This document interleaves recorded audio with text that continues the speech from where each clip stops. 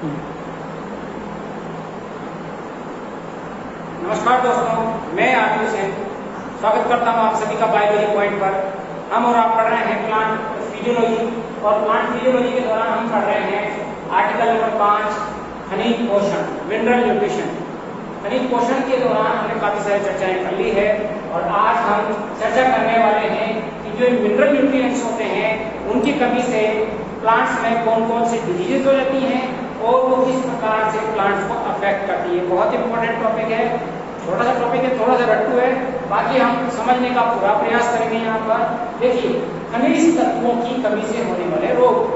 खनिज तत्वों के वो तत्व होते हैं जिन्हें मिट्टी से हम खोद के निकालते हैं, उन तत्वों को हम खनिज तत्व कहते हैं।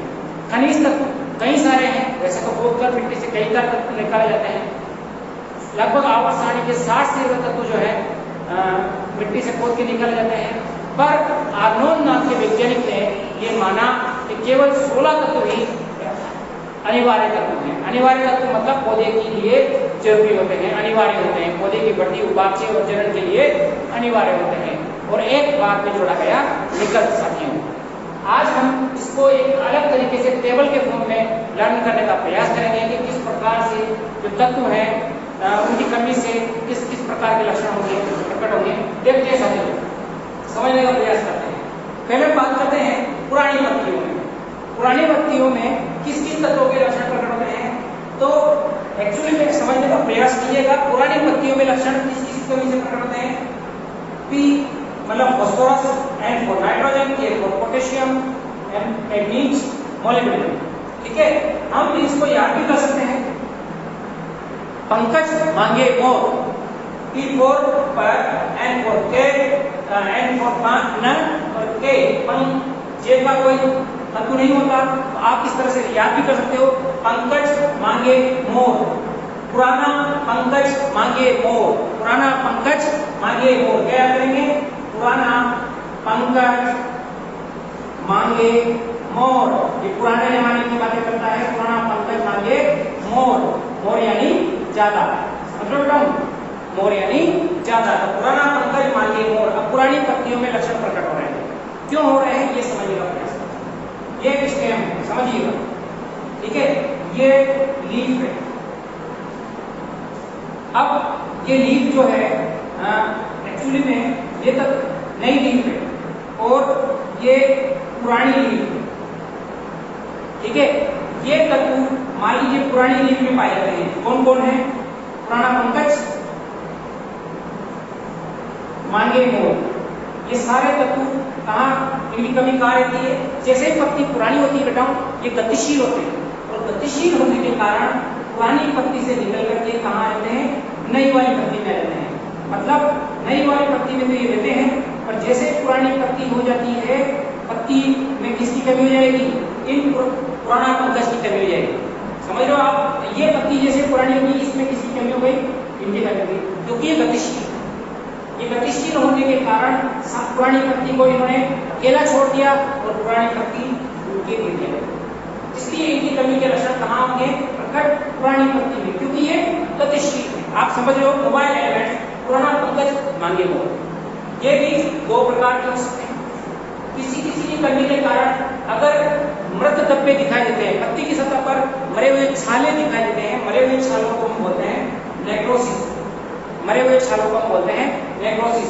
अगर नेक्रोसिस अनुपस्थित है मतलब वो मरे हुए छाले नहीं दिख रहे हैं, पत्ती एक साथ रूप से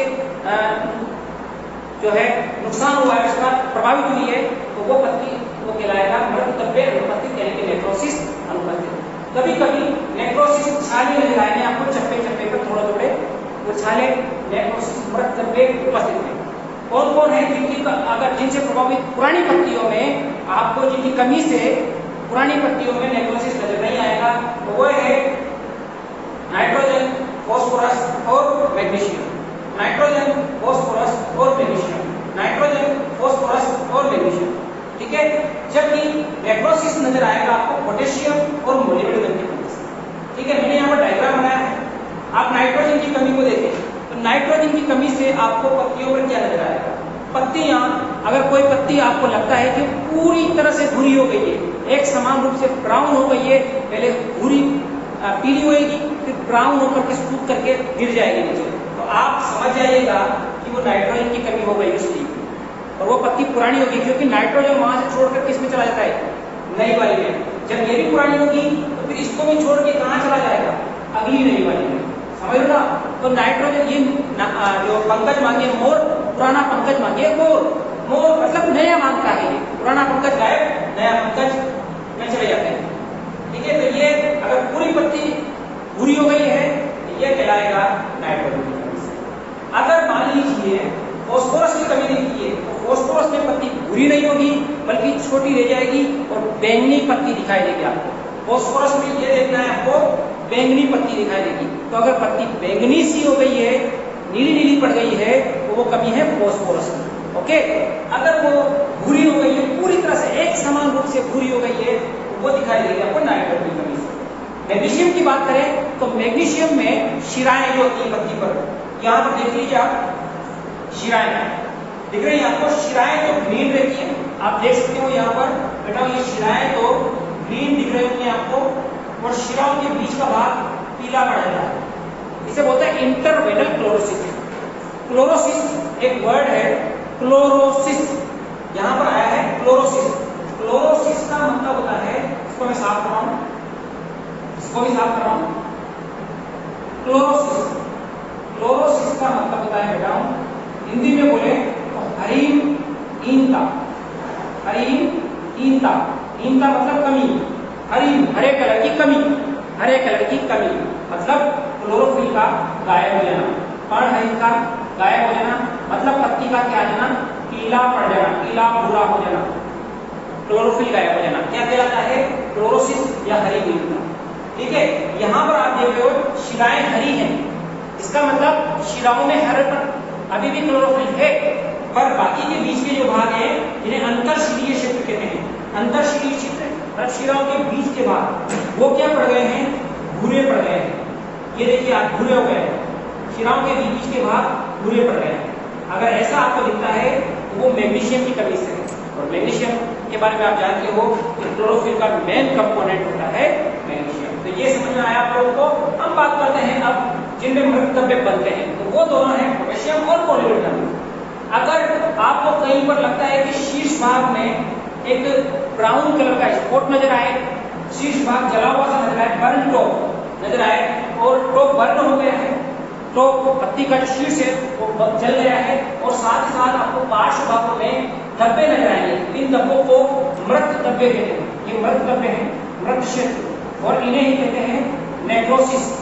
नेक्रोसिस के लिए मृत छाले बन जाते हैं पार्श्व भागों में। ये कमी है पोटेशियम। ये भी कहाँ दिखेगी आपको, पुरानी पत्तियों में, पुराना पंकज मांगे मोर। मोलिब्डेनम की कमी हो जाएगी, आप धब्बे आपको नजर नहीं आएंगे। इसमें एक साथ रूप से पत्ती पार्श्व भागों से क्या हो गई है, भूरी पड़ गई है, ब्राउन पड़ गई है। बीच में अभी भी पूरी तरह से पत्ती मरी नहीं है। देख लीजिए आप, धब्बे, नेक्रोसिस का मतलब होता है छाले बन जाना। अगर वो चप्पो में बनेगा तो पोटेशियम की कमी से होगा, अगर वो एक साथ बनता है तो मोलिब्डेनम की कमी होगी। और यहाँ पर साथियों मैंने एक बहुत इंपॉर्टेंट जो नीले कलर में लिखा है वो है फूल गोभी का बीपटेल रोग। इसमें क्या होता है, जो फूल गोभी होती है उसकी जो पत्तियां हैं, मैं इसको हटा रहा हूं, फूल गोभी की जो पत्तियां हैं वो अनियमित रूप से ऐसी हो जाती है।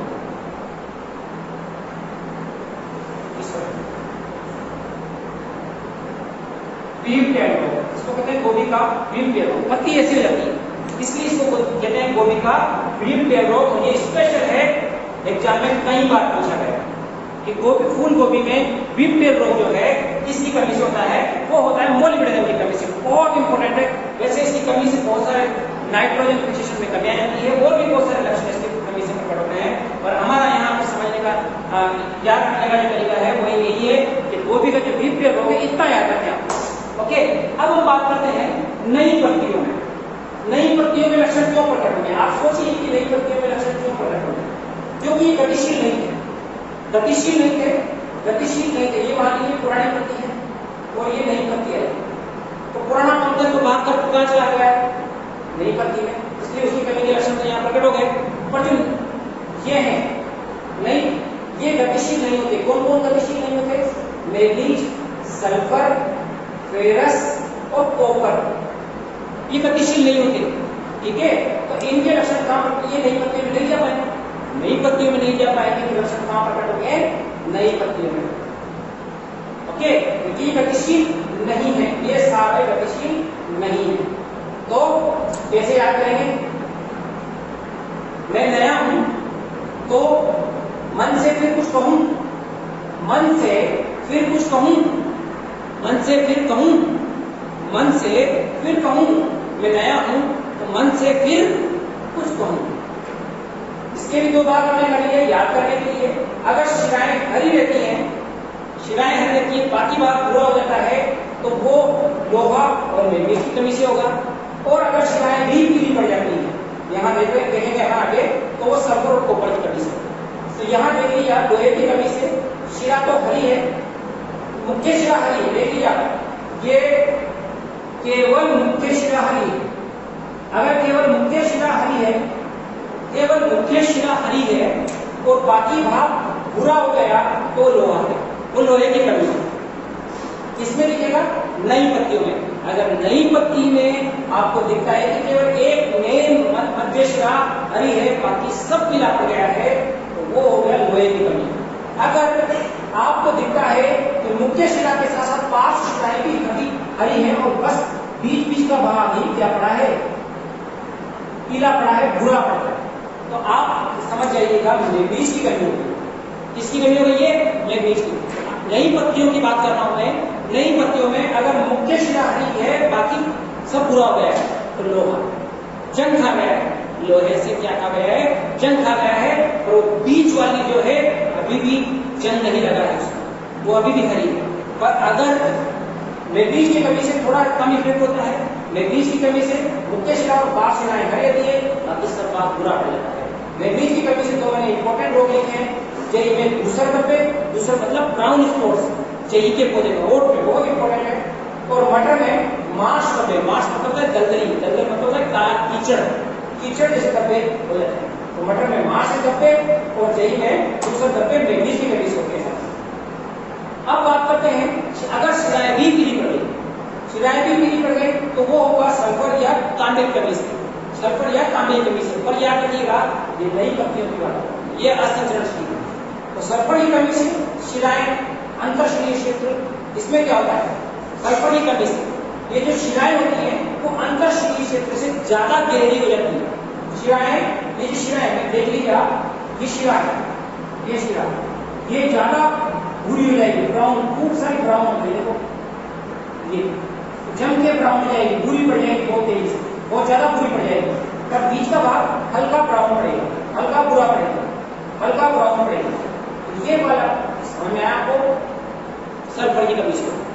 अगर मान लीजिए तांबे की कमी है, तो संपूर्ण पत्ती, पूरी की पूरी नई पत्ती आपको आगे से भूरी हुई नजर आएगी और पूरी पत्ती एक समान रूप से कैसे जाएगी, ब्राउन हो जाएगी, ठीक है। उसके बाद बात करते हैं अग्रस्त कलिकाओं की। किसकी बात करते हैं, अग्रस्त कलिकाओं की। तो अग्रस्त कलिकाएं उनको बोलते हैं, मान लीजिए ये कोई प्लांट है, तना है, तने के शीर्ष सबसे टॉप भाग पर जो ये कलिकाएं होती हैं, जिनसे शाखाएं बनती है या पत्तियां बनती है, उन कलिकाओं को हम कहते हैं अग्रस्त कलिकाएं। और कैल्शियम और बोरोन स्थिर कलिकाएं, ये भी गति नहीं करती, स्थिर। इसलिए ये कहीं इनके लक्षण कहाँ नजर आएंगे आपको, पुरानी पत्तियों में स्थिर रहते हैं कैल्शियम और बोरोन। तो इन शीर्ष कलिकाओं में कभी नहीं जा पाएंगे, नहीं जा पाएंगे, कि इनमें इनकी कमी के लक्षण आपको नजर आएंगे, कैल्शियम और बोरोन। ओके, कैल्शियम और बोरोन के लक्षण आपको शीर्ष कलिकाओं में नजर आएंगे, अग्रस्त कलिकाओं में। कैल्शियम की कमी होने से आपको पत्ती 50-50 नजर आएगी, पत्ती का आगे का भाग तो ब्राउन हो जाएगा और पीछे का भाग हरा रहेगा। ये किसकी कमी होता है, कैल्शियम। अगर वो पत्ती छोटी भी रहे, कैल्शियम की कमी से स्ट्रक्चर्स कम बनेगी। स्ट्रक्चरल बात करते हैं, कैल्शियम स्ट्रक्चरल एलिमेंट है, तो पत्ती छोटी रह जाएगी, पत्ती नहीं, अग्रस्त कलिका। अग्रस्त कलिका क्या रह गई है, छोटी रह गई है, उसका आगे का भाग तो ब्राउन हो गए, पीछे का भाग हरी दिख रही है। बोरोन की बात करें तो जस्ट इसका ऑपोजिट करेगा, पत्ती लंबी हो गई, कलिका लंबी हो गई है और पूरी की पूरी पत्ती का जो कलिका है वो कैसी हो गई है, ब्राउन हो गई है और गुच्छे जैसी हो जाएगी, गुच्छा बन जाएगा, बंकी टॉप, उन कलिकाओं का गुच्छा बन जाएगा। ठीक है, तो हमें यहाँ पर एक चीज और बताना रह गया कि नींबू में डायबेक रोग, डायबेक का मतलब होता है कि क्लोरोसिस, हमने अभी बात की थी क्लोरोसिस, हरी नीमता को ही नींबू में डायबेक कहते हैं। पत्ती पीली पड़ती है और पीली पड़ के ऐसे मुड़ जाती है, ऐसे ऐसे किनारों से मुड़ जाती है और फिर नीचे गिर जाती है, ये होता है नींबू में डायबेक। इंपॉर्टेंट है शीर्षा रंग रोग। इसके बाद है बोरोन की कमी से कलिकाएं गुच्छा बन जाती है, लंबी हो जाती है, झाड़ू जैसी लगती है। इसकी कमी से चुकंदर का हार्ट बीट रोक होता है। चुकंदर का जो तना होता है वो अंदर से काला पड़ जाता है, चुकंदर का तना अंदर से काला पड़ जाता है, चुकंदर के फल भी काले पड़ जाते हैं। तो चुकंदर में हार्ट बीट रोग इसकी कमी होता है। साथ ही साथ सेब में छूछों का बनना, तो सेब का जो पौधा होता है उसमें छूछे बन जाते हैं। छूछे मतलब अपन कहें वो जो कहें ना वो रेशे फाइबर्स, उनका अधिक मात्रा में विकास होता है, छूछे बोलते हैं। तो सेब में छूछों का बन जाना इसकी कमी से होता है। लास्ट में बचा जिंक, बहुत इंपॉर्टेंट है। जिंक नई और पुरानी पत्तियों में दोनों इसके लक्षण प्रकट होते हैं। ये गतिशील होता है बेटा, ये भी भाग है उनके जैसा ही है, पर इसके लक्षण दोनों तरह की पत्तियों में दिखाई देते हैं। पर नॉर्मली ये भी गतिशील होता है, इसलिए इसके लक्षण भी ये भी भाग की नई पत्तियों में चला जाता है, इसलिए इसके लक्षण भी आपको पुरानी पत्तियों में नजर आएंगे। और पुरानी पत्तियों में क्या लक्षण नजर आएंगे ये देख लीजिए आप, साइड पर आपको इस तरह के ब्राउन स्पॉट्स नजर आएंगे। शीर्ष भाग, इसका शीर्ष भाग अगर पोटेशियम की कमी है तो शीर्ष भाग क्या नजर आएगा, मृत नजर आएगा। इसका शीर्ष भाग मृत नहीं है। ओके, और मुख्य शिरा के दोनों तरफ आपको एक रंगहीन पट्टी नजर आएगी, कहीं पर भी आपको क्लोरोफिल नहीं मिलेगा। देखिए क्या दोनों तरफ आपको मृत पट्टी नजर आएगी, रंगहीन पट्टी नजर आएगी और आपको पार्श्व भागों में धब्बे नजर आएंगे। ये होता है हमारा जिंक की कमी से। और एक रोग है पत्तियों का छोटा रह जाना, लघुपन रोग। एक और रोग मैं यहाँ लिख देता हूँ, धान का खेरा रोग। धान का खेरा रोग, धान मतलब पेड़ी, पेड़ी मतलब चावल, धान का खेरा रोग। खेरा रोग, धान का जो खेरा रोग है वो भी इसी कमी से होता है। धान का खेरा रोग वो भी इसी कमी से होता है। साथियों, ये मैंने चर्चा करी है, इन सबको मैं आपको भेज दूंगा व्हाट्सएप पर। इस कुछ और, ठीक है, इस कुछ और पॉइंट्स हैं उनको मैं अगली क्लास में शेयर करूंगा आपके साथ। Thank you, that's all for today.